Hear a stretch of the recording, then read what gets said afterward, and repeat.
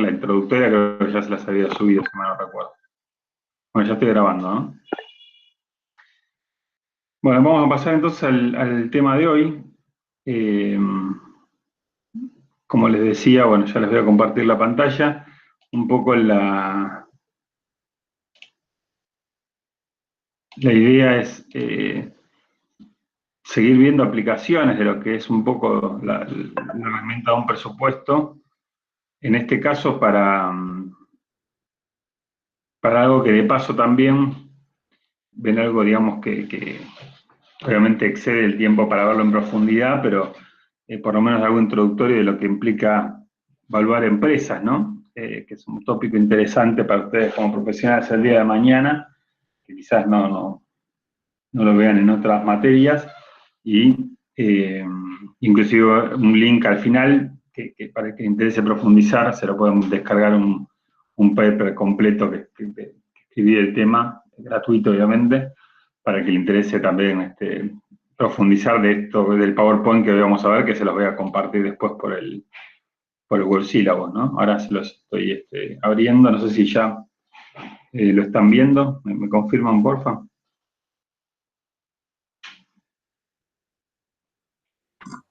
Por ahora no se ve. ¿No?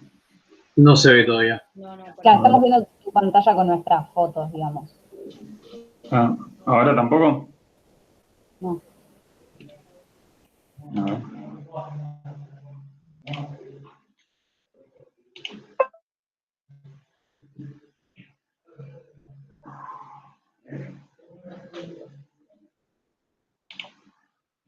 Vamos de vuelta.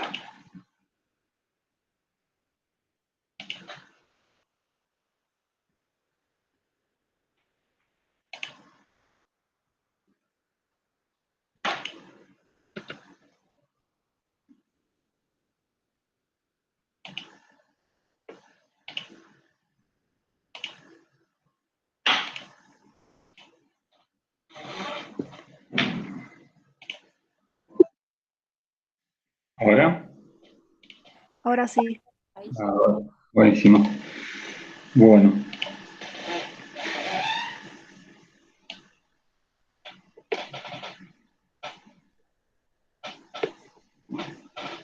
Bueno, como verán en el título, tiene que ver, o sea, en este caso, bueno, para un congreso que el tópico fue de cómo valorar empresas que no cotizan en bolsa, eh, pero de fondo está esto, ¿no? También eh, ver otra aplicación de presupuesto, por eso también en este contexto y también antes de pasar a otro tema, me pareció mejor también desarrollarlo hoy, ¿no es cierto?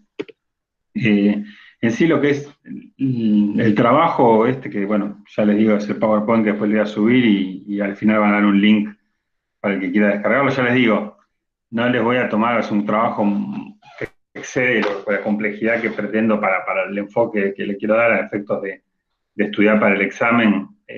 Se lo pueden bajar para, digamos, profundizar y entender más este PowerPoint, pero van a ver un cierto grado de profundización y complejidad que obviamente no se los voy a evaluar ni a tomar en el examen, más que lo que veamos en esta presentación. Pero bueno, es creo que un tópico interesante para que les quede de referencia para, como les digo, para como me gusta pensarlos a ustedes de colegas el día de mañana, ¿no? Y el objetivo un poco es esto de la evaluación de empresas, porque las que no cotizan en bolsa, ¿no? Que las que no son públicas en el sentido de justamente de su capital accionario público, ¿no? Que tienen que compartir su información de manera pública, que son las que cotizan en bolsa, porque esas no tienen problema para saber cuánto valen, en el sentido que todo el día, en cualquier momento, uno tiene la referencia por los mercados mismos, que le dan un valor a ese precio de la acción, y eso devuelve cuánto vale la empresa, ¿no? Para la valoración que le está dando el mercado a cada momento. Entonces, en ese tipo de empresas que tienen, digamos, cotización pública, que cotizan en las bolsas de capitales, ahí hay una referencia a cada momento de cuánto valen, ¿no es cierto? Pero la gran mayoría de las empresas, que son las empresas de capital cerrado, que no no tienen esa valoración del mercado, es una pregunta muy, muy pertinente, ¿no? Obviamente también esto es desterrar la visión muy contable que por ahí alguno podría imaginar que valen por lo que diga el patrimonio neto de su estado contable, ¿no? El valor, que ese es el valor, no, ese es el valor de lo que vale el patrimonio neto histórico que tiene que ver con cuánto aportar, ¿no? Con cuánto valga ese negocio, ¿no es cierto? Y es una pregunta muy pertinente, ¿no? Porque ahí en el segundo ítem, para darle un entorno al objetivo, es muy habitual en los alumnos la inquietud, creo yo, y si no es muy válida, de cómo se evalúa una empresa en marcha, ¿no? ¿Cuánto vale? Hemos dedicado tiempo a valorizar cosas, digamos, unidades económicamente menores a lo que es una empresa, como un producto, un bien, un servicio, una línea de negocios, y no una empresa en su conjunto, ¿no? Entonces, parece que es interesante que tengan alguna referencia del tema. También desde los clientes, ¿no? Un cliente en el sentido de consultoría, es muy habitual que pueda en algún momento tener, aunque sea la inquietud de cuánto podría valer mi negocio, ¿no? Obviamente de ser, como le decía, de capital cerrado, ¿no? Que no tienen la posibilidad de saberlo por el mercado. Y del otro lado del mostrador, de un inversor que al revés está queriendo por ahí adquirir o invertir en algún negocio, también cuál debería ser el costo para adquirir una determinada empresa. Hablando de costos, como hablamos de esta materia, bueno, cómo calcular el costo de una empresa para adquirir una empresa, nada más y nada menos, ¿no? Y por último, el objetivo del trabajo, que es el menor, en este caso es nada más que una curiosidad, que bueno, como planteo que hay una parte que no estoy de acuerdo, aunque es la que habitualmente se utiliza en las practicantes de las finanzas corporativas, ¿no? Para este tipo de valorizaciones, que tiene que ver con el riesgo país, ¿no? Para empresas que se desenvuelven en mercados emergentes, como Argentina, por ejemplo, y yo lo critico, y bueno, como digo siempre, ¿no? Para criticar hay que por lo menos proponer alguna alternativa para no ser parte del problema, y bueno, propongo una alternativa para medir esa prima de riesgo país, que ahora vamos a ver de qué se trata más adelante en el modelo, y cambiar el enfoque, ¿no? Pero bueno, es nada más que mi agregado personal en el paper, pero bueno, que más me interesa sobre todo es que se lleven esta idea de cómo se valorizan habitualmente las empresas para responder a algunas de estas inquietudes que acabamos de comentar, ¿no?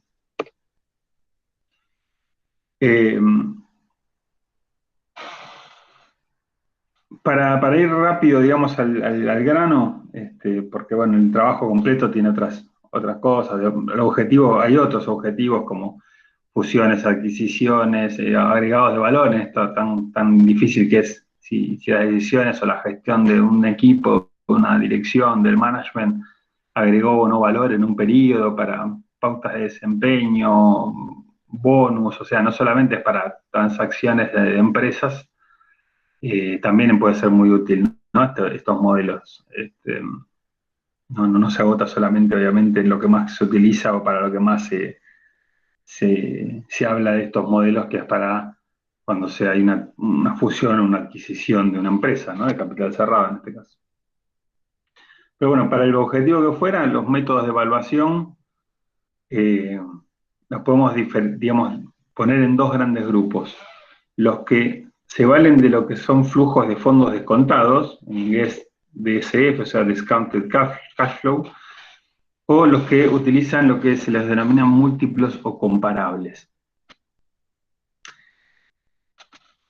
Estos dos grandes grupos de maneras de valorizar empresas o negocios no son excluyentes, pueden ser complementarios. De hecho, como yo hago habitualmente, digamos, estos trabajos, cuando lo hago, el tipo de consultorías, los complemento, pero voy a empezar no por el que vamos a concentrarnos, que es por que es el conceptualmente más correcto y sólido, que son los flujos de fondos descontados, y propiamente dentro de esos descontados por esta tasa WACC. Pero no está de más, por la facilidad sobre todo de cálculo, contrastarlos complementariamente, no como primera ni mucho menos como única medida, con esto de múltiplos o comparables. ¿Por qué? Porque cuando les diga qué implica esto, creo que rápidamente van a estar de acuerdo, aunque es bastante temerario, por decirlo de una manera, valorarse nada más que un criterio tan subjetivo, ¿no? Porque lo que hace esto básicamente es, frente a empresas públicas, que esa es una de las opciones, es lo siguiente: públicas en el sentido de que venimos hablando, ¿no? De públicas que tienen su capital público abierto en la bolsa, ¿no es cierto? Es decir, estamos en un contexto de valorizar empresas de capital cerrado, ¿no? Acuérdense. Pero ¿cómo utilizamos esto de los múltiplos o comparables con empresas públicas? Lo que se hace es lo siguiente: es decir, bueno, ya que este de capital cerrado y no tiene la ventaja de que él puede contrastar qué valor le está dando el mercado, ¿no? En esa oferta y demanda de sus títulos, de sus acciones, es buscar empresas similares, comparables. ¿Qué es esto? Bueno, mismo rubro, más o menos que se dediquen a lo mismo, pero que sí coticen en bolsa. Y acá aparece de vuelta otro tema que hemos visto, que era el EBITDA, ¿se acuerdan? Este indicador. Bueno, acá también se utiliza mucho el EBITDA, que es decir, bueno, el EBITDA de esa empresa pública, como es pública se sabe, ¿no? Es pública también su información. Si la comparo contra el valor que tiene en el mercado por ese precio que le está dando el mercado por su valor de la acción y la libre oferta y demanda de esos títulos, ¿qué relación hay? Y esa relación es un múltiplo, ¿no? Sí. Supongamos que el EBITDA del último EBITDA real del negocio fueron, qué sé yo, $1.000.000, y por la capitalización del mercado, la cantidad de acciones, el valor que tiene ese momento en el mercado de la acción, da $9.000.000. Y bueno, está multiplicando por 9 sería, ¿no? O sea, el multiplicador de esa empresa.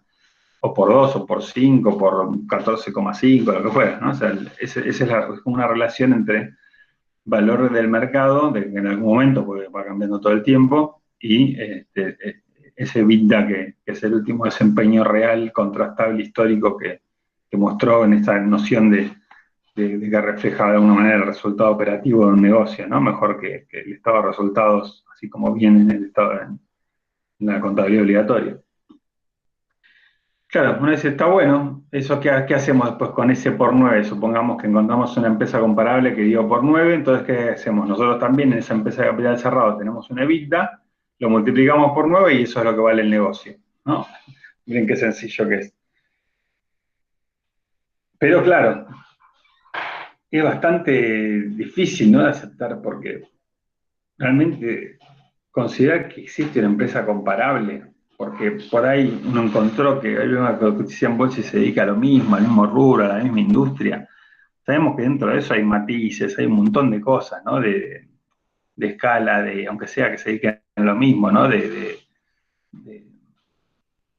composición de productos, diversificación, de millones de cosas. O sea, no existen empresas, digamos, comparables, siendo muy estrictos en la palabra, ¿no? Puede ser que se dediquen a lo mismo. Entonces, algo tan importante como ver cuánto valen para, por ejemplo, comprar o vender un negocio, esa referencia de valor, parecía que esa simplificación tan grande, como les decía, bastante temeraria, ¿no? Por decirlo de alguna manera suave. A veces se mejora con que sea un set de comparables, lo que se llama un set, que es, bueno, si encontrás muchas, comparás un promedio de esos multiplicadores y ahí se suavizás un poquito más el sesgo que puede haber. Pero claro, es muy difícil también porque en Argentina, si uno quisiera ir al mismo mercado, supongamos que estamos queriendo valorar una empresa argentina, hay sectores, industrias enteras que no están representadas, que cotizan en bolsa. Entonces no se crean que es fácil encontrar una sola, mucho menos un set de comparables, ¿no? Entonces, bueno, ese es el camino, así de fácil y así de técnicamente bastante arbitrario, ¿no? Claro que como les digo, esa yo lo uso mucho como complemento, porque así como es tan fácil de calcular, decir, bueno, vamos por otro camino que vamos a ver, conceptualmente mucho más sólido y correcto, y también lo calculamos de esta manera. Y si está en el rango por el otro, está en un rango parecido, y que bueno, es como una revalidación, pero no que sea la primera, ni mucho menos la única. Ahora, aunque no lo crean, muchas transacciones se hacen con ese criterio, ¿no? Se han hecho, inclusive en Argentina, en otras épocas, toda la discusión a veces era determinar bien una EBITDA en el due diligence, que es como un poco el comprador y el vendedor, donde investigan sobre todo el comprador que las cifras sean las que dice la contabilidad, y limpiarla de polvo y paja de una manera, y después la discusión pasaba por cuánto multiplicarlo, ¿no? Con todo esto. Entonces,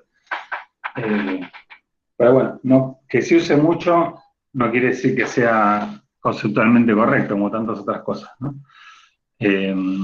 Pero sí, como medida de segunda contrastación complementaria, creo que sí es válido y es recomendable inclusive, ¿no? Y el otro camino también es todavía más difícil, que es múltiples comparables por transacciones comparables. ¿Qué es esto? Es que ya es difícil, imagínense, encontrar una empresa comparable que con el criterio de que cotiza en bolsa. Imagínense, esto que implica en transacciones comparables son empresas de capital cerrado, ¿no? Que cotizan en bolsa y que por algún motivo uno puede acceder a la información de por cuánto fue la transacción. O sea, es varias dificultades adicionales, ¿no? Que haya habido una transacción de una empresa que uno considere comparable y encima poderse enterar, porque como no son públicas, con todo derecho, pues no hacerlo, aún si existió, no hacerlo público, no darlo a luz, esas cifras que además suelen quedar en un contexto de confidencialidad. Con lo cual, como idea está buena, pero en la práctica es casi imposible ese camino de conseguir, ¿no es cierto? Así que bueno, ese es el camino de métodos por múltiplos o comparables. No vamos a seguir con esto, es nada más para que tenga la referencia, ¿no? Justamente de por qué no son tan aconsejables como método. Y después, hacia donde vamos, que es este camino, ¿no? El otro de flujos de fondos descontados. La diferencia entre estos dos es, si es un flujo de fondos, es una proyección, ¿no? Porque los negocios valen por lo que puedan dar en el futuro, no tanto por lo que pasó, que es otro problema del EBITDA, ¿no? Si bien el multiplicador podría transformarse conceptualmente en la expectativa que da el mercado a ese sector, que podría tener que ver con el futuro, pero el EBITDA es del pasado, ¿no? Entonces, el flujo de fondos descontado lo que hace es proyectar un flujo de fondos, pero como toda proyección, traerla por el valor de tiempo del dinero a valor actual con alguna tasa de descuento. ¿Qué tasa de descuento utilicemos? Es lo que hace la diferencia entre estos dos criterios. La tasa WACC, que es la que vamos a profundizar, porque además es la más utilizada, que quiere decir, y lo vamos a ampliar bastante ahora a lo largo del trabajo, costo promedio ponderado del capital, es la traducción, digamos, de esta sigla. Y APB, que es valor presente ajustado, que es otro camino que no lo vamos a ver, solamente como comentario al pasar que dentro de este flujo de fondos descontados puede haber otro criterio que tiene que ver con esa tasa en vez de la WACC. El método en sí es muy sencillo, realmente no es complejo. Lo complejo es qué poner adentro del modelo, ¿no? Eso sí puede ser complejo y llevar mucho tiempo y mucha discusión y mucha negociación y mucha investigación y demás. Pero en pasos podríamos decir que arrancamos justamente dijimos en este modelo que es el que vamos a profundizar, ¿no? El flujo de fondos descontados por tasa WACC. Proyectamos, ¿no? Proyectamos lo que sea el flujo que va a dar el negocio, flujo de fondos, pero acá vamos a ver esto del presupuesto por método indirecto. Es decir, no vamos a proyectar un cash flow en el sentido directo, que sería, a ver, cada año, en los próximos 5 o 10 años, dependiendo del horizonte que vamos a proyectar, cuánto vamos a cobrar cada año, qué pasa, tenemos que saber cuánto vamos a vender, o pensar cuánto vamos a vender y proyectarlo, lo mismo con los costos, con los gastos, o sea, laburo de locos que y esto es difícil de validar, de contrastar, etcétera. Entonces, esa proyección se hace por el método financiero, porque estamos hablando de flujo de fondos, que en definitiva no lo quiere es cuánto va a dejar de plata, no tanto el fenómeno económico, de cuánto valga un negocio, pero por método indirecto. Ya lo vamos a ver más adelante, que tiene que ver con esto de ir desde lo económico a lo financiero con algunos ajustes, ¿no? Pero en realidad lo que hacemos es eso, es hacer como un estado de resultados económicos, llegar a un EBITDA, que ya lo hemos visto eso como sería, desde un estado de resultados clásico, del estado de resultados de la contabilidad obligatoria, y después hacerle un par de ajustes más para llegar a lo que sería conceptualmente por método indirecto el flujo de fondos que generaría cada periodo. Eso es por un horizonte que se le llama explícito, de 5, puede ser menos inclusive, 3 años, a veces más, hasta 10 en algunos casos, raro que sea más de 10, salvo que sea porque el negocio explícitamente tiene una duración. Por ejemplo, no sé, estamos en una concesión que va a ser un negocio por 12 años. Y bueno, hagamos la proyección de 12 años, ¿no? Si ya sabemos que es un negocio para 12 años. Ahora, los negocios muchas veces, la mayoría de las veces, como empresa en marcha, son negocios que si te reconvertís adecuadamente, invertís adecuadamente, los financiás adecuadamente, son negocios, podríamos decir, perpetuos, potencialmente, ¿no? Entonces, bueno, esa perpetuidad, después vamos a ver que se puede, digamos, incluir en el valor, pero no vamos a hacer un flujo perpetuo, ¿no? Porque totalmente sería imposible, ¿no? Sería una indeterminación nada más, pero sí le vamos a meter el concepto de perpetuidad. Pero en este primer paso vamos a proyectar explícitamente, ¿qué es explícitamente? Vamos a hacer estos resultados transformados en EBIT y transformados en flujo de fondos, como vamos a ver un ratito cuáles serían los ajustes adicionales de los primeros próximos 5 años o próximos quizás 10 años. Ahora, si es un negocio, como decíamos, con potencialidad, después lo que vamos a hacer al final de esto, que es el segundo paso, ¿no? Esto que llamamos valor residual, al final de esos 5 o 10 años, lo que sea el horizonte definido explícitamente, vamos a agregarle un valor que tiene que ver con ese valor residual, que puede tener dos enfoques o más, pero los dos más utilizados son los siguientes. Uno es este de perpetuidad, pero no siguiendo con el flujo explícito, sino con una formulita que se pone justamente a partir de la cifra última explícita, que sería la del año 5, 10 o lo que fuera, y se le da una formulita muy sencilla que le da esa perpetuidad, pero para lo que hay que definir un crecimiento a perpetuidad o un decrecimiento a perpetuidad, que puede ser como 1%. Si me ponemos 1%, va a ser el flujo del año 10, y ese fue el último explícito, le va a seguir agregando un 1%, con una perpetuidad, ¿no? Bueno, algunos que hayan cursado materias matemáticas ya se están imaginando cómo es más o menos esa formulita, ¿no? Entonces le va a dar, ¿cuál sería la representación del valor ese por seguir creciendo a perpetuidad un 1% o la tasa que sea? Obviamente se imaginan que en una negociación es uno de los valores más discutidos, ¿no? Y 1% puede ser 2, 3, pero generalmente puede ser de crecimiento también, ¿no? Por la lógica maduración del negocio, que sea algo tan difícil de contrastar o de validar, porque de hecho no lo sabe nadie, es muy, muy subjetivo. Entonces puede ser que al revés, que sea un decrecimiento, que sea -1, -2, -3, ¿cierto? Desde ese último horizonte explícito de referencia. O la otra más agresiva, pero más contrastable también, y para algunos negocios inclusive más realista, que es tener esto que le decía, que es directamente que es reventar los activos porque va a durar tanto el negocio, ¿no?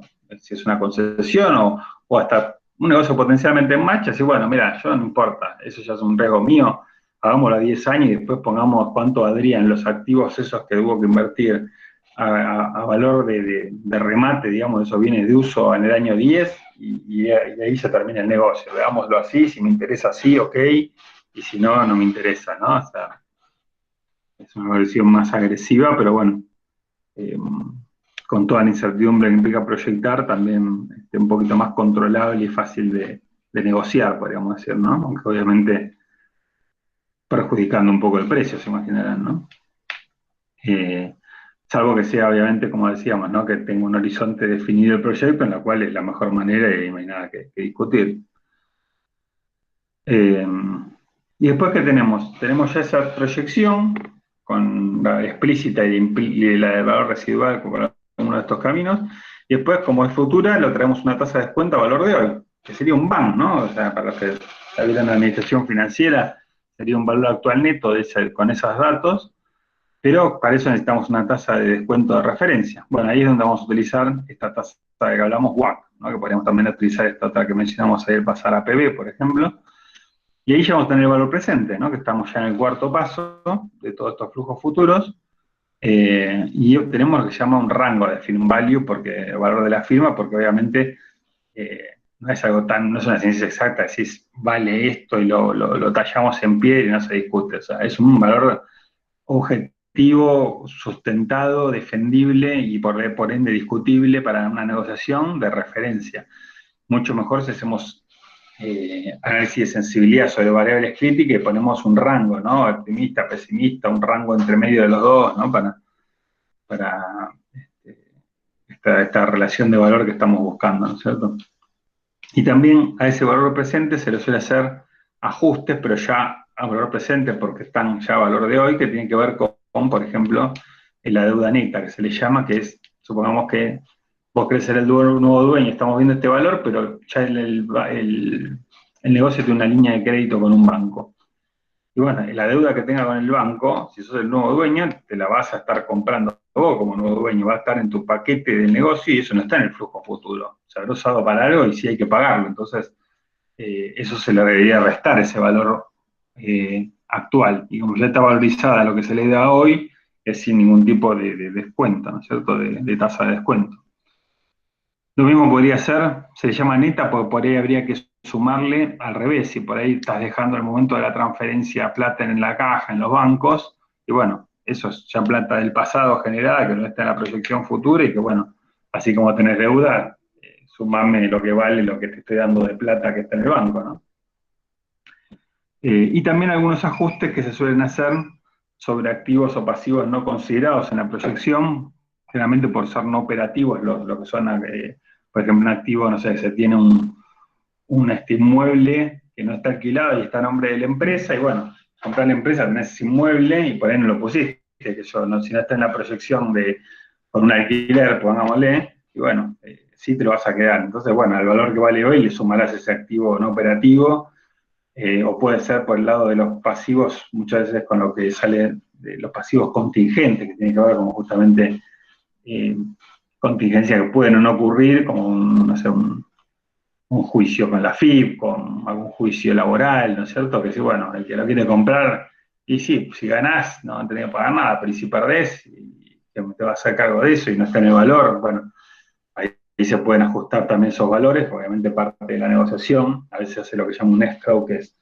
poner como una cuenta ese valor, a no tocarlo hasta que se resuelva, y de acuerdo a la resolución ya está seguro y se lo agarra de ahí. Si se pierde, digamos, la causa, el nuevo comprador lo saca de ahí para pagarlo, y si no se da esa contingencia, bueno, se lo termina quedando ahí libremente por libre disponibilidad del vendedor, ¿no? Esa es una de las maneras más habituales y menos eh, complicadas para resolver este tipo de situaciones y de negociaciones, ¿no?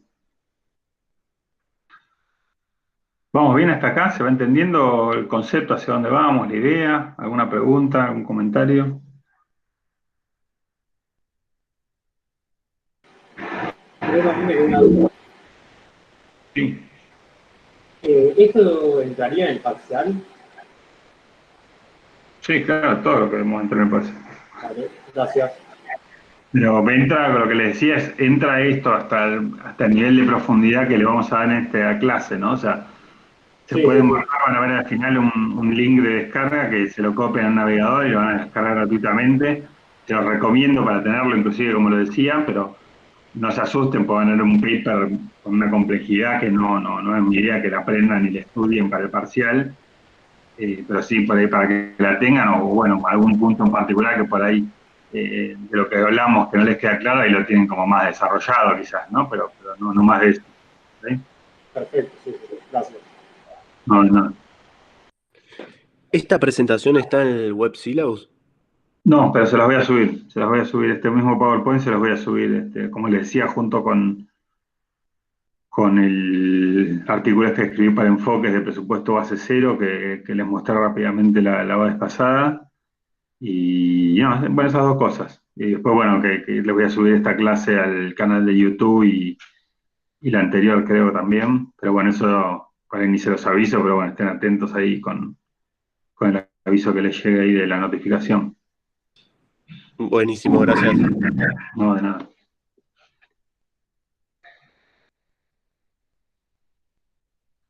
Bueno, ¿alguna otra cosa propiamente del tema? ¿Alguna duda, alguna cosa? ¿Van viendo para qué sirve, qué les interesa como más allá del interés propio a esta altura muy pragmático del examen, tío? Pero digamos, como introducción de lo que van a ver, ¿les parece interesante ver qué pasa con este tópico, digamos?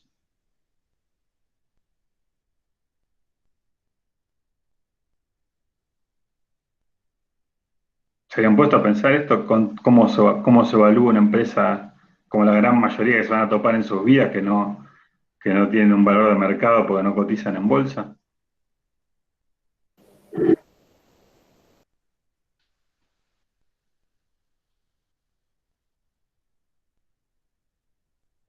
O sea que todo esto vendría a reemplazar lo que sería el valor que te da las acciones del mercado. Como no está eso, tenés que hacer todos estos cálculos. Exactamente, exactamente. O sea, ese es el contexto, ¿no? De la dificultad bueno, estamos hablando de la gran mayoría. O sea, en Argentina me quedo corto si digo que el 99,9% de las empresas son de este tipo, ¿no? Y bueno, en algún momento para todos estos objetivos y fines, hay que determinar cuánto valen, ¿no? Y es algo que normalmente en la facultad no se enseña por ahí a nivel de posgrado, en algunos posgrados. Y bueno, me parece que por lo menos se va a hacer una referencia en esto que de alguna manera es una materia que habla de gestión, de costos, siendo la unidad de medida más grande la misma empresa, cuánto vale, cuál es su costo, creo que me parece que es un tema que no está normalmente en los programas o en muchos cursos, en muchas cátedras, pero me parece que está bueno, ¿no? Que se lleven por lo menos una breve noción del tema, ¿no? Ahora, todo esto al estar regulado de que no coticen en la bolsa y todo eso, las empresas ya sería como una especie de método particular, ¿no? Que se usa. Sí, sí, o sea, lo que estamos viendo no es, les digo, bueno, como casi todo diría lo que vimos en esta materia, ¿no? En esto que se acuerdan cuando hicimos las dos columnas, no es obligatorio, es un traje a la medida, no hay ninguna normativa que diga cómo hay que hacerlo, y bueno, puede haber otros caminos también, ¿no? Yo lo que les voy a mostrar ahora, más allá que después veamos alternativas sobre alguna parte de este método que es mi aporte personal, podríamos decir, pero bueno, es lo que más habitualmente se utiliza, ¿no? Pero no, como bien decís, no es que sea ni el único ni obligatorio hacerlo de esta manera, ¿no? De hecho, como decía, vieron, se usaba esto de multiplicadores, facilísimo, y quizás por eso también se utilizan esos caminos, ¿no? Para el mismo objetivo.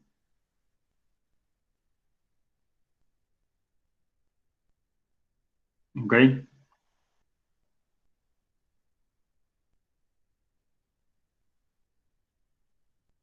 Bueno, ¿alguna otra pregunta, comentario? Ya como introducido el tema, pasamos, si no, ya nos vamos a meter un poquito más ya en la parte un poquito más dura, ¿no? De la técnica, que tiene que ver con esto que dijimos que elegíamos el método por descontando por tasa WACC, ¿se acuerdan? Esta sigla en inglés, porque descontamos of free cash flow, ¿no es cierto? Que proyectemos.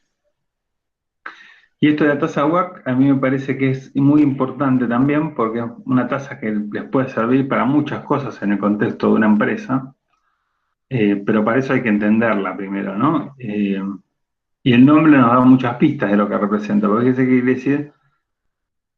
Costo promedio ponderado del capital, en la traducción, ¿no? En literal en inglés. Costo promedio ponderado del capital. Cuando vimos costos financieros, vimos que había dos fuentes de financiamiento, no hay más de dos, o capital propio o capital de terceros, el que aporta ese capital. Bueno, si estamos hablando de costos de ese capital, van a ser de esas dos fuentes de financiamiento. En lo que es capital propio se le llama en inglés en las finanzas corporativas equity, que no quiere decir otra cosa, justamente que sería como un patrimonio neto, digamos, traducido en inglés, que la sigla suele ser KE, K de capital y E de equity justamente. Cuando vean KE es el costo del equity, o sea, del capital propio. Y el costo de deuda, que es como se le llama justamente el capital aportado por terceros, ¿no? Bancos, por ejemplo, que se les llama KD, ¿no? KD también capital y D de debt, o inclusive de deuda en español también coincide, ¿no? ¿Qué es este método WACC? Bueno, acá tiene una fórmula que, vista así rápidamente, les va a generar bastante inquietud, ¿no? Van a decir, se piensa que estamos en física, en química, ¿no? Parece una de Einstein más o menos, pero van a ver que sirve entender esto que es promedio ponderado, la podemos razonar bastante bien esta fórmula. Fíjense lo que implica y por qué está planteada esta fórmula así. Si hay dos fuentes de financiamiento, que son estas dos que mencionamos, y queremos saberlo ponderadamente, ¿qué implica ponderadamente? Si no lo hiciéramos ponderado, caeríamos en un gran error. Es decir, ¿cuál es el costo de financiar este negocio? Entonces voy a simplificar, ¿no? Porque no es así, ahora vamos a ver cómo se hace para esta cosa, pero supongamos que decimos, bueno, el costo del capital propio, que sería válido si queremos saber, para el accionista, para el dueño actual, ¿no? No para una negociación, para aplicarle a cualquiera ese valor. Entonces le decimos, no sé, al dueño, che, ¿cuál es tu costo de oportunidad? Supongamos, y tanto por ciento, listo, yo tengo el CAE. supongamos, voy a decir cualquier cosa para el ejemplo, ¿no? 30% es. Bueno, listo, 30% es. Y el de la deuda, che, y ahora el banco cuánto nos está cobrando y nos está cobrando un 20%. Bueno, si no le hiciéramos ponderado sería en promedio 25%, ¿no? Entre 30 y 20. Ahora, ¿es lo mismo si está todo financiado casi con capital propio y es una pequeña porción del negocio, nada más que financia el capital del banco? Hay que tener en cuenta el ratio de endeudamiento. ¿Y cuál es el endeudamiento deseado y cuál es el límite permitido por los accionistas? Porque también tenés el tema de los impuestos, el impuesto a las ganancias hace que la deuda sea más barata, o la podés deducir. Exactamente, que ahora lo vamos a poner, ya para que lo estás viendo, en la fórmula está ese efecto, ¿no? Que es el 1 menos t que están viendo ahí al final, tiene que ver con lo que estás diciendo vos, ¿no? El efecto de la deuda, de lo que es deducible de impuesto a las ganancias, ¿no es cierto? Pero se va viendo la necesidad de ponderarlo, porque cada negocio tiene un determinado mix de financiamiento, no es 50 y 50.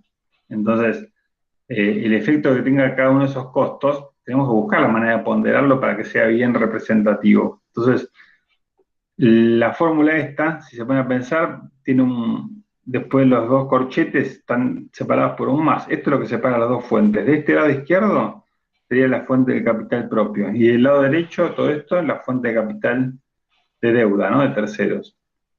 Fíjense, ¿cómo pondera? KE dijimos que es el costo del equity, supongamos ese 30% que dijimos. Multiplica ese 0,30, ¿no? Que lo podríamos ya expresado en fórmula, por equity, que será, supongamos, hagamos el patrimonio neto, cuánto fue lo que financió los capital propios en este negocio, dividido equity más deuda, es decir, todo lo que está financiado por terceros, lo que está en la deuda en el pasivo financiera y lo que está en patrimonio neto. Entonces, esto lo que está haciendo es la ponderación, esto, cuánto representa esto que está en el numerador sobre el total, que sería el capital propio, y lo multiplica por esa tasa de capital propio. Y después le sumamos que capital de terceros es el 0,20, supongamos en el ejemplo que tiré recién, por la ponderación acá, lo que cambia es el numerador, deuda, cuánto le debemos a ese banco, dividido el total financiado, o sea, lo mismo acá para el denominador, pero la diferencia es que acá le multiplicamos por a todo eso obtenido 1 menos t, por lo que acabas de decir. 1 menos t, que es la tasa del impuesto a las ganancias del país, o sea, esto 1 menos t se llama escudo fiscal en finanzas. Quiere decir, supongamos que es el 30%, 0,70. Y está bien, porque supongamos que esto era 0,20, ¿no? Supongamos que esto da que la ponderación es que, bueno, no importa la ponderación, ¿no? Pero estamos en 0,20 de costo. ¿Por qué este sí y este no? El capital propio lo multiplicamos por 1 menos t.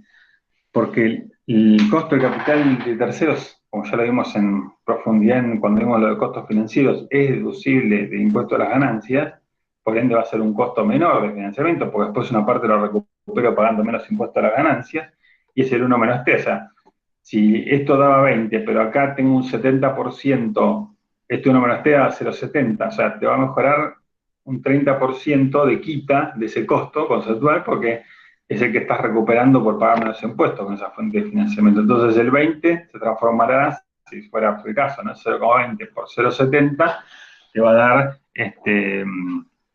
16% en vez de 20%, ¿no? Sería el caso. ¿Por qué? Porque es como que se transforma en eso por esta deducción de... Lo cual está bien que no esté de este lado del escudo fiscal, porque como hemos visto ya bastante, el costo del capital propio no lo reconocen las normas contables de la contabilidad obligatoria, y además no es deducible impositivamente. ¿Okay? Entonces está reconocido, fíjense, también esa situación.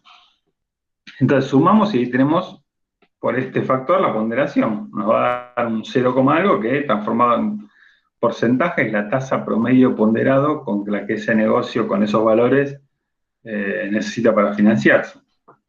¿Okay? Que es muy representativa si uno luego se da después para descontar lo que vale ese negocio, si ese es el costo promedio ponderado que tiene para su financiamiento, es bastante lógico, ¿no? Usar esa referencia. Ahora bien, una bondad también de la tasa WACC es que tiene lo que sería la propiedad aditiva, podríamos decirle. Porque fíjense, ustedes dicen, bueno, ¿qué pasa si tenemos más de un accionista? Esto que le preguntamos al dueño de una empresa de capital cerrado, che, ¿y tu costo de oportunidad? Le pusimos como KE, fenómeno, y un solo banco, y le pusimos acá como KD. Ahora, ¿qué pasa si hay 2, 3 accionistas, 2, 3 bancos, cada uno con su propio costo, porcentaje de referencia? Bueno, sumamos tantos términos como fuente de financiamiento tengamos, tanto en capital propio como en capital del tercero. O sea, hay 2 accionistas, bueno, cada uno tendrá su costo de oportunidad, su KE, y obviamente vamos a cambiar el numerador, ¿no? El equity del numerador será la parte que aportó cada uno de ellos, ¿no? Con ese respectivo costo del capital, lo vamos sumando, y después, como va a dividir siempre por el total financiado en el negocio, va a generarse la ponderación. ¿Se dan cuenta? Lo mismo por el lado de la deuda, ¿no? De los bancos, si hubiera más de uno. O sea, tiene esa virtud también de, podemos decir que es una propiedad aditiva que tiene esto, ¿no? Que está visto así como en dos grandes grupos, ¿no? Capital propio de terceros, pero podemos seguirlo abriendo si lo llevamos como les comentaba. Y el tema acá de la tasa WACC es, hasta acá, podríamos decir que hasta es fácil, ¿no? Y es válido, por ejemplo, para un montón de medidas dentro de un negocio, inclusive para saber así como, bueno, para mí, yo soy el CAE, el dueño de ese que dije, mi costo de oportunidad es un 30%. Porque, no sé, si lo pondría en otra cosa, con un riesgo similar, ganaría eso, supongamos que fue mi definición. Si yo hago el negocio y todo esto que vamos a ver después con esa tasa, me da lo que vale para mí, está perfecto. Y te puedo asegurar que es técnicamente sólido. Ahora, ese 30% es para mí. No lo puedo atribuir o aplicar a cualquier otro dueño que quisiera hacerse ese negocio o cualquiera que lo quisiera usar para lo que fuera esta valoración, que va a ser tan importante esa tasa de descuento. ¿Me siguen? Entonces, el problema es cae ponerlo como costo de oportunidad, resuelto el problema de si hay más de una fuente, porque eso lo podemos hacer con esa propiedad aditiva que les decía, es buscar algo que sea válido, no para el circunstancial dueño que subjetivamente podemos meterle el costo de oportunidad y va a ser válido, pero va a servir nada más que para él, para saber para él cuánto vale. Ahora, si eso lo queremos poner, por ejemplo, una fusión o adquisición, que hay otro del otro lado del mostrador, imagínense que no terminaría nunca la discusión, por otro diría, no, pero ¿por qué vale esto hoy si es por la tasa de descuento que le está poniendo un 30% y para mí, yo le exigiría un 40%, y el otro diría, no, un 38%, el otro un 36%, o sea, podría haber tantas tasas de descuento como personas en el mundo por ser algo tan subjetivo el costo de oportunidad y todas igualmente válidas, pero para lo que queremos usarlas no terminaríamos nunca. Si la queremos usar para algo más como una medida objetiva de, bueno, vale esto, como referencia, aunque sea, ¿ok? Ahí es donde aparece la complejidad del modelo y donde aparece el último punto que está mencionado, el modelo KPM, que es otro modelo que hay libros enteros escritos de esto, vamos a mostrar rápidamente para efectos de lo que queremos usarlo acá. Quiere decir Capital Asset Price Model, o sea, es un modelo para valorizar precios de cualquier tipo de activos financieros y entre otros una empresa también, ¿no? O es para lo que se utiliza lo que vamos a hablar en este caso. ¿Qué hacemos con este modelo KPM para, acuérdense el contexto, ¿no? Lo que queremos saber es el KI, ya no como costo de oportunidad subjetivo que le preguntemos que sirve nada más que para el dueño actual, sino una referencia que digamos, bueno, esto, con este camino para el KI, lo podemos poner y esto vale, y esta es la referencia para cualquiera, no entramos en esa subjetividad de y cuál es el costo de oportunidad para vos, para mí, y que nunca nos podamos poner de acuerdo, ¿no? Y el modelo KPM, ¿qué dice? Básicamente, como le digo, muy resumido y de una manera fácil de entender, ¿no? Y rápida. Ustedes saben que lo que tenemos que buscar es una tasa, en definitiva ese KE es una tasa, y la tasa tiene que ver, en definitiva, es una recompensa, como tasa de interés, es una recompensa por riesgo siempre. Cuanto más riesgo, más le pido como porcentaje esa tasa para recompensar ese riesgo, ¿estamos de acuerdo? Bueno, y esa creo que es la manera de verlo fácilmente esto de la idea del modelo KPM. Como justamente la tasa esta que estamos buscando tendría que recompensar riesgos para hacerla indiscutible y aplicable a cualquiera, busquemos riesgos indiscutibles y aplicables a cualquiera que tiene este negocio de capital cerrado que queremos evaluar. ¿Se va viendo la idea? Entonces, ¿qué hay acá de riesgos para el CAE? Y bueno, busquemos ¿habrá una tasa libre de riesgo que podamos considerar? O sea, de cualquier cosa del mundo inversor en el mundo, digamos, bueno, este es el rendimiento del premio y no hay ningún riesgo. Bueno, eso se considera, como les digo, y buena aclaración también de la pregunta hace un ratito, no está tallado en ninguna piedra, en ningún libro. Sí, obviamente hay un montón de libros de esto, pero no es una obligación. Pero el mundo financiero en general convalida empíricamente que llamarle tasa libre de riesgo para estos horizontes de largo plazo, como es una evaluación del negocio, suele ser los bonos de Estados Unidos a largo plazo, a 10 años o a 30 años. ¿Okay? ¿Qué rendimiento dan como tasa? Y eso es lo que primero, el primer factor, que es este RF que ven en la fórmula, ¿ven? Que le estoy marcando la risk-free rate o tasa libre de riesgo, que suele ser, como está aclarado acá, el bono de Estados Unidos de largo plazo. Que está en un 1%, supongo, más o menos, para que ya se vayan dando una idea de qué implica esto. También la tasa, acuérdense que tiene mucho que ver con qué moneda está. Las evaluaciones suelen hacer, por un tema lógico, se imaginarán, aún en Argentina y en países emergentes, en dólares. Con lo cual la tasa tiene que recompensar en dólares, ¿no? No es una tasa en dólares que una tasa en pesos, sino a cualquier cosa. Entonces, bueno, ok, es una tasa en dólares, la proyección que estamos haciendo seguramente va a ser en dólares, el negocio, en Argentina, donde sea, o sea que vamos bien. Ahora, se los invito a pensar así, ¿no? Para verlo fácilmente. Esto de riesgo o contraprestación de riesgo-rendimiento con esa tasa que queremos definir. Y voy a tener que sumar algo más, porque si me dan nada más que el 1% que paga Estados Unidos, esto tiene mucho más riesgo, esta empresa de capital cerrado que en Argentina, que tiene un montón de cosas más para que sea un buen negocio y me devuelva la inversión con un determinado rendimiento, que esperar a que Estados Unidos me lo devuelva porque le compré un bono. ¿Me siguen? Entonces, eso, bueno, es indiscutible. Un 1%, ¿quién puede decirte menos que eso? Bueno, pero más algo, hay más riesgos en este negocio que queremos evaluar. ¿Qué más hay? Y bueno, no es bono de un país, el que te lo tiene que devolver es un negocio de capital, de mercado de una empresa, que tiene otros riesgos que un país. Y bueno, tratemos de valorizar ese riesgo. ¿Y cómo hacemos? Porque tantas empresas son tan diferentes que buscar cuánto rinde invertir en una empresa. Y bueno, acá lo que suele hacer es, que es lo que un poco también postula el KPM resumidamente, es sumarle a ese libre de riesgo un RM, que es el riesgo del mercado, o Market Risk Premium, que es como un premio que se suele hacer una serie, digamos, muy larga de acciones de Estados Unidos, muy larga de verdad, casi 100 años que tiene registros confiables el mercado de Estados Unidos, que además es muy desarrollado y no es un mercado tan volátil, y se determina obviamente dinámicamente, no es algo que no cambie, pero más o menos se va determinando cuánto fue el premio que dio en promedio todo el mercado de Estados Unidos de bolsa, que en definitiva fue por invertir en empresas, pues son cotizaciones de empresas. Entonces, y eso se lo vamos a restar lo que ya sumamos, que es la tasa libre de riesgo, ¿no? Es decir, bueno, ¿cuál es el premio adicional por invertir en empresas y no en un bono de un país?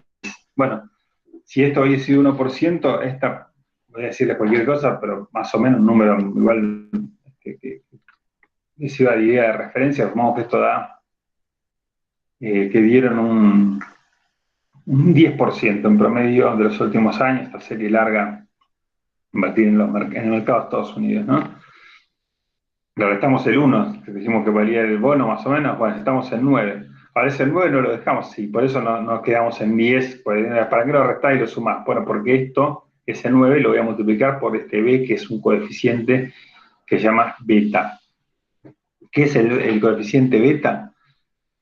Como todo coeficiente, puede ser 1, menor a 1, mayor a 1. Bueno, también un tema que podría tener un libro entero, pero para que lo miren rápido y fácil, entendiendo el coeficiente de beta 1, vamos a entender por qué implica y por qué lo estamos multiplicando a esto que obtuvimos antes. Porque este RM es de todo el mercado. Acá hay empresas que cotizan en bolsa de líneas aéreas, laboratorios, qué sé yo, tecnología, lo que se les ocurra. Que le venga a la cabeza está ahí metido en ese promedio que dio ese, supongamos, ¿no? 10% que dijimos. Ahora, nosotros queremos evaluar una empresa que es, qué sé yo, es un laboratorio. No es lo mismo que ese promedio de un montón de negocios que cada uno tiene sus riesgos. Ahora, ese riesgo adicional que de alguna manera no estaría en ese promedio total, tiene que ver con el riesgo justamente más del sector. ¿Dónde lo podemos encontrar? En ese índice o coeficiente beta lo que mide es cuánto cambia, que es volatilidad, y volatilidad es riesgo, y eso hay que incluirlo de alguna manera como un rendimiento adicional. El beta te dice cuánto varió una acción o un sector respecto a ese promedio del mercado que dijimos, supongamos que fue el 10%. Entonces, un beta igual a 1, que es hipotético, no existe, sería que todo, desde 1920 y pico, esa empresa o ese sector, el día que toda la bolsa subió un 2%, esa subió un 2%. El día que cayó el día siguiente 4,3%, también cayó 4%. Entonces, obviamente, a lo largo del tiempo, si hay esa correlación exacta, el beta sería 1. ¿Qué implica un beta mayor? Es que es más volátil. Cuando sube más, pero también cuando baja, baja más. Esa volatilidad es riesgo, y ese riesgo hay que medirlo y cargarlo como tasa. Bueno, esos son betas que como multiplica un beta mayor a 1, va a empeorar la tasa, o sea, la va a hacer más alta y va a implicar, como es una tasa de descuento, que el valor que vale el negocio es menor, ¿no? Hoy. Y por el contrario, negocios muy maduros que por ahí tienen un beta menor a 1, 0, algo, te la mejoran las tasas. O sea, al multiplicar algo, lo que dio el RM menos RF por un número menor a 1, te va a mejorar como tasa que estás teniendo una tasa menor, por ende, al tomarla como descuento, un valor actual mayor de ese negocio que estás valorizando. ¿Se ve la idea rápidamente del beta? Y ahí tenemos un poco ya más aterrizado al sector inclusive que queremos evaluar, y ese KI, bueno, es más indiscutible, lo que dijo el mercado en un montón de tiempo, o sea, ya no es tan subjetivo como meter un costo de oportunidad y listo, y empezar a discutirla y no ponerse nunca de acuerdo, ¿no? Ahora, el problema es que el modelo KPM llega hasta acá, porque obviamente se mira el ombligo, no hay problemas en otros países emergentes como inflación y otras cosas más, pero uno dice, si con esta CAE lo que tengo que hacer es idea de que reconozca riesgos y como tal es el rendimiento que va a tener ese costo de capital de una manera más objetiva, hasta acá, si nos vamos a pasar hasta el beta, todo fue Estados Unidos y en dólares. Y vos decís, no hay un negocio, si ese mismo negocio que encontramos el beta comparable y todo, es el laboratorio pero de Estados Unidos. ¿No hay algún riesgo que falta meter en esa tasa por ser el mismo negocio pero que va a tener que transcurrir en Argentina? ¿Qué les parece? Pareciera que sí, ¿no? Y eso el modelo KPM no lo reconoce, obviamente, porque mira pensando en los sajón nada más, ¿no? Pero bueno, los practicantes de las finanzas corporativas que queremos aplicar estos modelos, digamos, más ampliamente a otros países, nos encontramos con que hay un riesgo que falta agregar en ese modelo KPM puro, como viene, que es hasta acá, sin este más RC que está mencionado al final. Y es justamente el riesgo de que es en otro país va a desarrollarse ese negocio. Entonces, ¿qué se hace habitualmente? Por simplicidad quizás, y bueno, agreguémosle el famoso riesgo país que tanto aparece en la noticia, ¿no? La prima de riesgo país, que es efectivamente lo que están pensando más de uno, la sobretasa que paga el bono o los bonos de similar duración o plazo de Argentina en moneda, no en dólar en este caso, respecto a lo que pagan Estados Unidos, que es el RF. Fíjense que tiene esa bondad que está bien. Sería un problema agregar tasas que estén como pisándose, solapándose, sería injusto. Pero como el riesgo país es una sobretasa respecto al RF, al sumarlo no estamos duplicando el RF, porque es justamente respecto a ese RF, ¿no es cierto? Es una sobretasa que no incluye esa referencia de la libre de riesgo. Entonces, eso está bien, y supongamos en Argentina que está en 2000 y pico, 2300, estaríamos sumándole más de 20% a lo que dio acá. Supongamos que el beta fue 1, que habíamos quedado 1 más 9, 10, o sea que lo empeoró un poco la volatilidad, quedó con el beta, quedó en 12% en dólares. Tenemos que transformar ese 12% en prácticamente un 25%. Imagínense poner esa tasa de descuento a lo que pueda rendir un negocio para ver cuánto vale. Lo castiga tremendamente.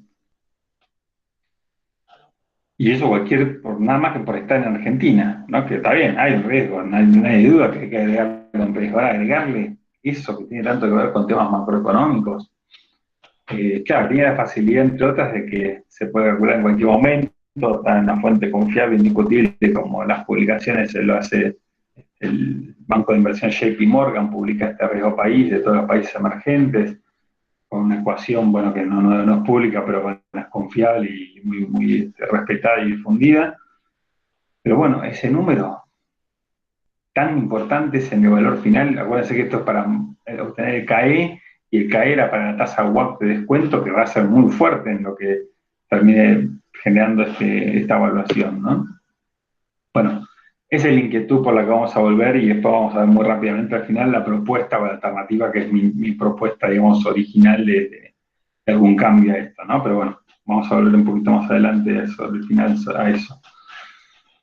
Bueno, ya tenemos la tasa WACC ya aplicable a cualquiera, para Argentina, en dólares, al flujo proyectamos en dólares, ya estamos bastante cerca, ¿no? De lo que queremos lograr. Y ahora vamos a ver justamente esto del método indirecto, que es lo más de presupuesto que tiene el tema, ¿no? ¿Se acuerdan que decíamos, bueno, no vamos a un método directo, sería flujo futuro, digamos, de lo explícito, de 5 o 10 años, con cobro, pago, etcétera. ¿Cómo es el método indirecto que se utiliza? Lleva al EBITDA, ya saben cómo, es casi un estado de resultados con algunos conceptos ajustados, y después no es el EBITDA, ya lo analizamos y aclaramos, no es igual a flujo de fondos, y justamente porque no lo es, porque faltan dos grandes conceptos que en el método indirecto se restan para llegar a lo que sí es un flujo que se llama en inglés free cash flow de la empresa, de cada periodo proyectado, que es al EBITDA restarle el CAPEX, que es otra sigla en inglés que quiere decir básicamente inversiones en bienes de uso, en activos fijos, no la amortización, que ya está en el EBITDA de alguna manera, de traída del EBITDA, sino cuánto hay que pagar para seguir invirtiendo en el negocio y que siga siendo ese negocio en marcha por el tiempo o por la eternidad, si es el caso de la perpetuidad, que lógicamente tenga que tener para que sea lógico lo que uno está planteando, ¿no? Entonces, ese dinero de inversiones tiene que estar restado, porque bueno, no está reconocido en el EBITDA, sino solamente como amortización, pero esa plata hay que sale del negocio para que siga siendo ese posible negocio en marcha perpetuo por el plazo que uno haya planteado, ¿no? Y otro ajuste, también restando, pero este puede ser sumando positivo, esto que vimos mucho tiempo y con mucho detenimiento de la variación del working capital, el capital de trabajo, vimos cuando vimos en la clase de costos financieros. Es decir, se acuerdan que hasta esto de variar en el Titanic, si crece el negocio y tendrías que ver que también vas a tener que inmovilizar dinero que va a salir no te va a quedar como free cash flow, para bueno, inmovilizar y financiar ese crecimiento que se esté viendo en el negocio en algún momento. Pero bueno, eso sería restado porque sale para financiar ese crecimiento, pero puede ser que al revés, que allá se contraiga, se retraiga el negocio de un periodo a otro, y bueno, si es así, habría que reconocer como un recupero de capital de trabajo, ¿no? Por eso está planteado que podría ser positivo en ese caso. Y ahí sí tenemos de una manera muy rápida e indirecta el free cash flow, lo que generaría de cash flow de dinero cada periodo explícito el negocio, ¿no? Y acá es con formato para que lo vean más familiar, más entendible, es un formato que ven hasta para las celdas que se puede hacer perfectamente en un Excel, ¿no? Imagínense horizonte explícito de proyección 10 años, ¿no? Como decía, puede ser menos, habitualmente 5 hasta 3. Free cash flow nominal, ¿no? De cada uno de estos años, imagínense, puede ser millones de dólares, ¿no? Lo que se imaginan, 10, 13, 16, hasta 37 el año 10.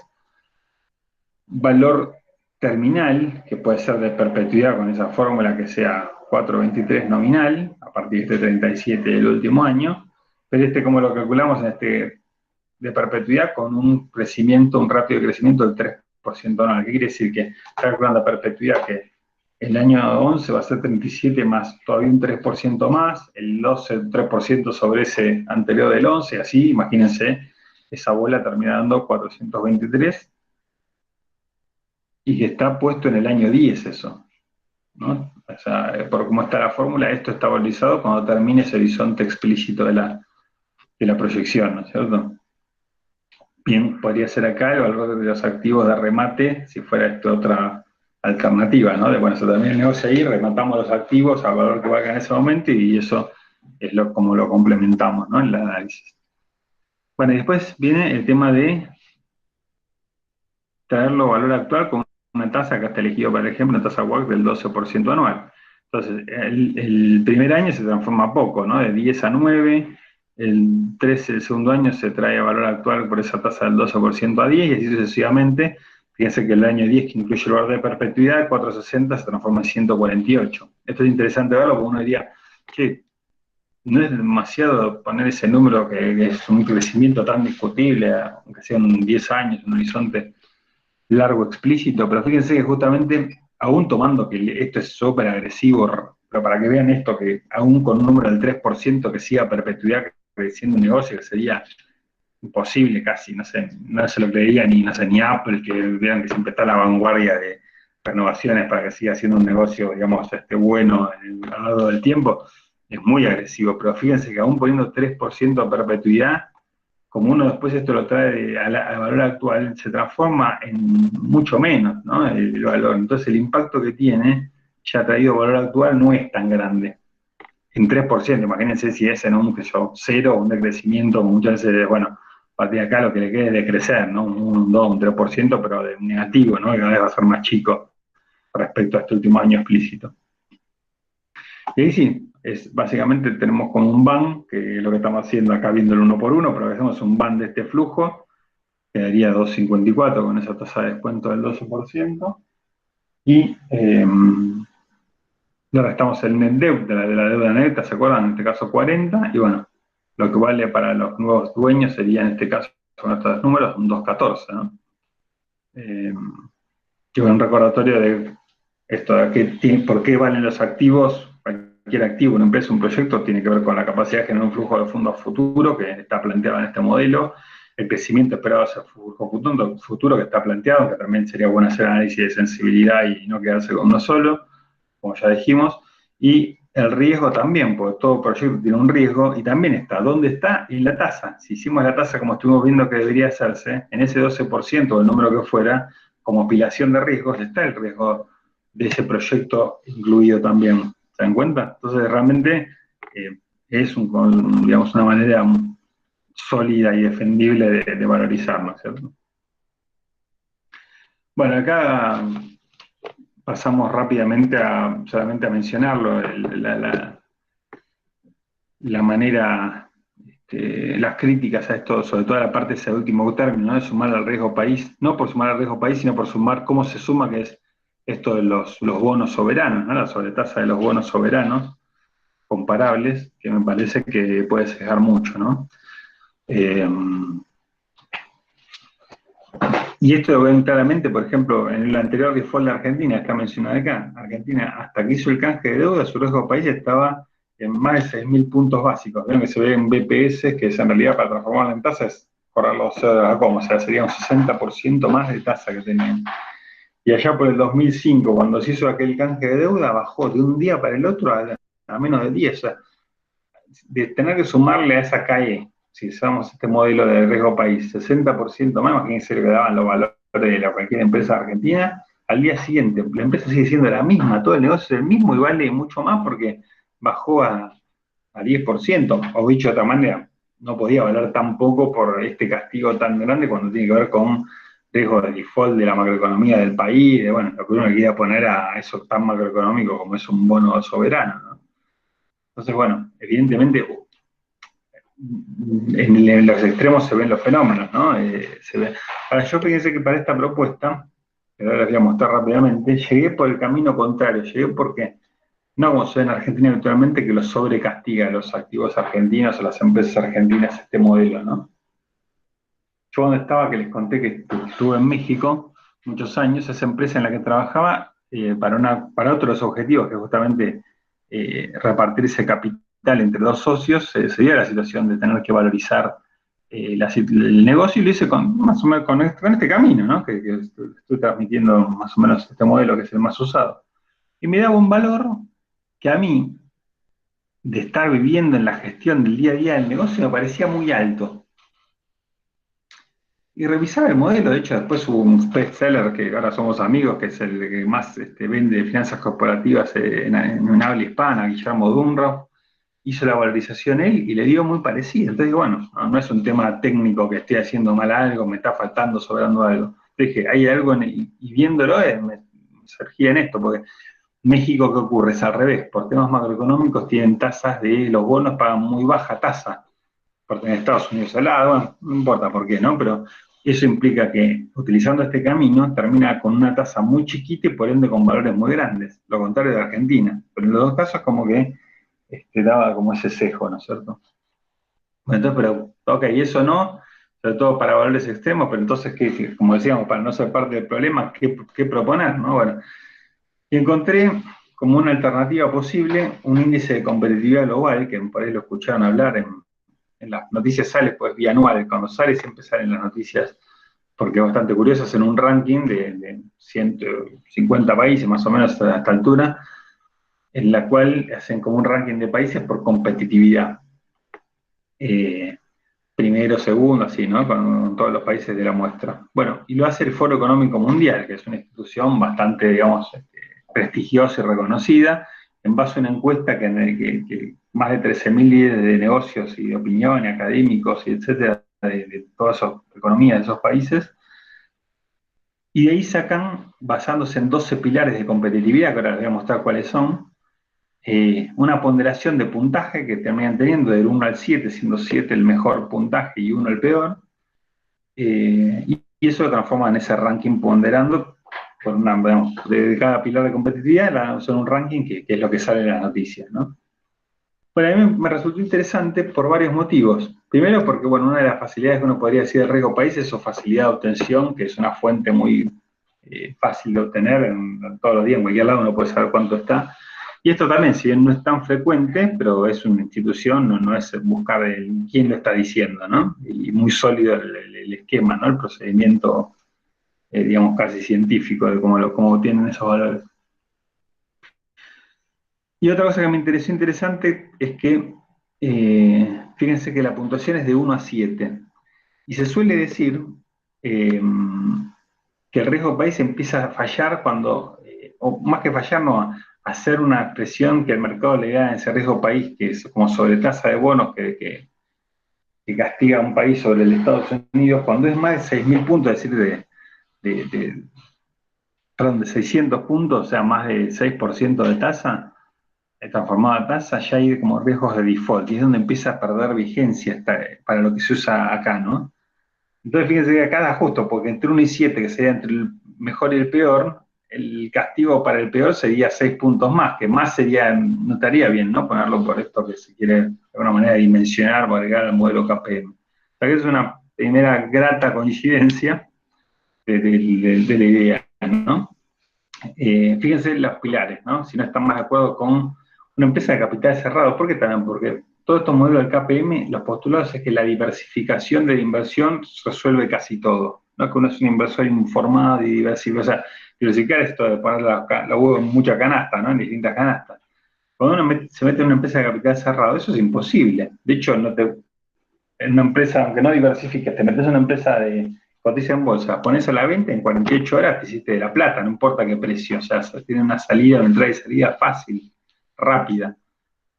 Una vez que te metes en una empresa de capital cerrado, andás a ver si inclusive si la vendés algún día. Entonces, eso es un riesgo enorme que de alguna manera el modelo KPM en sus postulados clásicos no lo está considerando, y está, ¿no? En una empresa como lo que queremos hablar, que es de capital cerrado. Y lo que va a surgir mucho como riesgo, me parece, como riesgo país, es el riesgo de desarrollar en cada uno de esos países un negocio que tiene mucho más que ver con estos dos pilares. Fíjense las instituciones del país, que tanto se habla, ¿no? La solidez de las instituciones, la infraestructura que tenga ese país, el ambiente macroeconómico sería más parecido a lo que miden los bonos, pero es uno de 12, ¿no? El único, ¿no? Salud, educación primaria, educación superior, capacitación, eficiencia del mercado de bienes, del mercado laboral, del mercado financiero, tecnología, tamaño del mercado, sofisticación de los negocios, innovación. Esto transformado en esto, y que de alguna manera con esta idea está transformando en tasa, pareciera que es mejor para esto de, che, ¿qué riesgo no está? Y no está el riesgo de el día a día hacer que las cosas sucedan. Una empresa de capital cerrado me parece que está mucho más relacionado con todo esto, si uno lo pudiera ponderar y transformar en tasas, que con lo que paga ese país o por sus bonos soberanos, que depende de otras cosas también mucho, ¿no? Sí, bueno, esa es la idea, igual como le decía, muy rápido, nada más que para el que esté una idea, el que lo quiera también profundizar como curiosidad en ese paper lo puede tener. Esto que le decía del 6% máximo, pero claro, también es la idea está todavía, aunque le hice ya hace bastante tiempo, es medio preliminar. Solamente el día que tenga tiempo de hacer una tesis doctoral, por ahí será un buen momento de terminarlo y aterrizarlo más. tuvo una muy buena aceptación como paper en los foros así financieros y académicos, pero obviamente le falta una vuelta de tuerca más desde lo matemático. ¿Por qué? Porque me encontré, ahora van a ver el ranking de esa edición, por lo menos que, como suele pasar con lo estadístico, si uno lo hace puro, los valores giran en torno a la media, o sea, ni están en 1 que es lo peor, ni en 7 que es lo mejor, están muchos muy cercanos a 3, 4, por ahí. Y eso hace que para lo que tenemos que buscar, esa dispersión no esté representada si uno lo quiere transformar en tasa, ¿no? Pero bueno, se puede solucionar. Ustedes saben, modelos logarítmicos, justamente dispersiones, aritméticas, geométricas, bueno, hay una serie de cosas para agregarle al modelo y mejorarlo, ¿no? Este modelo puro como idea planteada. Bueno, así como solamente curiosidad, los 20 primeros países también esto es una bondad, creo, porque Estados Unidos es libre de riesgos y siempre, o sea, hasta las agencias calificadoras de Estados Unidos no le dan la máxima calificación a Estados Unidos y sí a otros países, ¿no? Por esto de que está muy endeudado y otras situaciones. O sea que todos los países tienen algún riesgo de agregarle, porque algunos no. Por ser emergentes, algunos siguen. Entonces, bueno, el primer ranking es Suiza, bueno, si da su promedio del ranking da 5,80 con todos esos pilares, y el mejor es 7, hay un gap de 1,20%, bueno, transformarlo en tasa de riesgo por no ser lo ideal en todo eso. Singapur es el segundo, bueno, 1,30. Estados Unidos, miren, el tercero es 1,30 y así sucesivamente, ¿no? Con este sería cuánto le agregamos respecto al ideal de 7, ¿no? Con esta idea, ya les digo, igual sería mejorable con esto de darle algún vuelo matemático para transformarlo un poquito más dispersión, digamos, una dispersión más grande matemática que lo represente todavía mejor, ¿no? Bueno, países latinoamericanos, Argentina, búsquenlo bien abajo, acá en rojo, no estamos todavía creo que hay una versión más actual todavía en este bianual, pero siempre estamos ahí por el 100 o inclusive afuera, ¿no? El top 100, 104, 3,80, y acá el score es 3,80, ¿no? O sea, contra el ideal de 7 estaríamos con una tasa de 3,20% más, pero imagínense 3,20 es mucho mejor como castigo adicional que de riesgo país que 23, o sea, un 20% menos de tasa, que es un valor totalmente diferente, desde mi punto de vista más representativo en estos extremos, ¿no?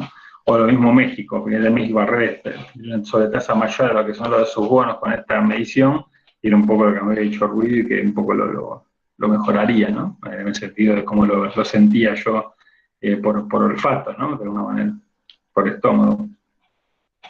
Bueno, ahí está como curiosidad nomás, ¿no? Así que bueno, eso es un poco las consideraciones finales, queda abierto con esto que le decía de un mayor vuelo matemática, pero bueno, tienen varias bondades, inclusive respecto a esta referencia que se utiliza habitualmente en los mundos de las finanzas corporativas, que es sobre tasa de riesgo país de los bonos soberanos que calcula el banco de inversión JP Morgan.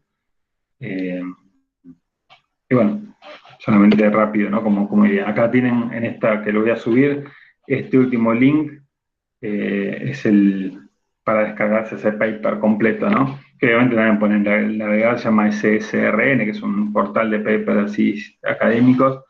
Si entran ahí, ponen Bruno Jabón Arena, les va a salir también y lo pueden bajar.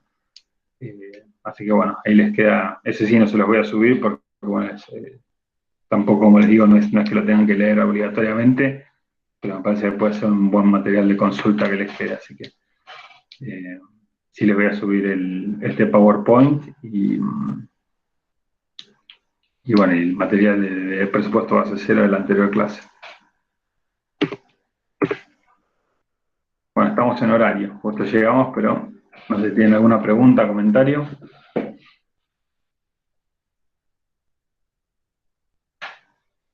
¿Están ahí todavía?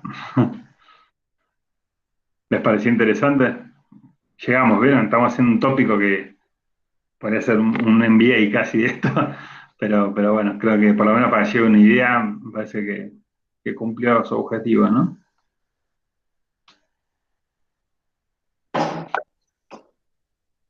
Por mi parte, ninguna pregunta. Bueno. Bueno, voy a cortar la grabación y bueno, se los voy a estar subiendo, estén atentos, como a la otra clase también, creo que quedó todavía, ya está grabada pero sin subir, al canal de YouTube. Y bueno, nos estaremos viendo el miércoles para lo que queda que comentamos. Y Y bueno, y vayan metiéndole pata, como dijimos, con el tema de